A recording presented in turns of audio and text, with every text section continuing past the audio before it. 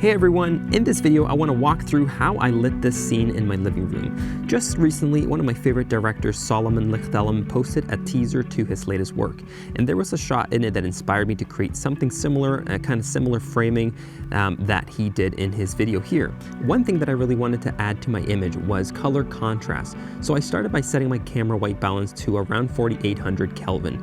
I ended up changing this a little bit as I lit the scene, but I chose this so I could have tungsten light bulb behind me at around 3200 Kelvin and my window being my motivated light at around 5600 Kelvin. By setting my camera white balance somewhere in the middle of these two values, I could then create the color contrast between the blue and the yellow lights. I then used a sun app to check when the sun was going to begin getting dimmer, and this was going to be around 4:50 p.m.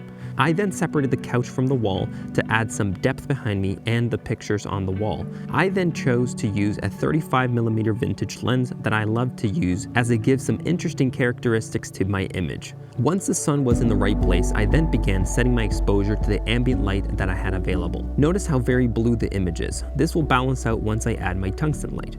Once my levels were adjusted, I added my key light, and this was my 200D set camera left with a snoot on so I could control the spill and it wouldn't go everywhere in the room. I then bounced this into the curtains and also added a white bounce just leaned on the windowsill so that it would bounce a little bit more light into my face. Once I added this, I now wanted to add some contrast back into my face. So by adding some negative fill on camera left, I simply used two light stands and hung a dark blanket to stop some of the light bouncing around back into the shadow side of my face. Once I was happy with this, I then turned on the bulb behind me, acting as a rim light and color temperature balance. I then color graded it using a Kodak 500T film emulation by Dehancer and added some grain halation and gate weave to sell the film emulation look. Hope this tutorial was helpful, and let me know if you'd like to see more of these, and don't forget to subscribe to see my upcoming videos. I'll see you guys in the next video.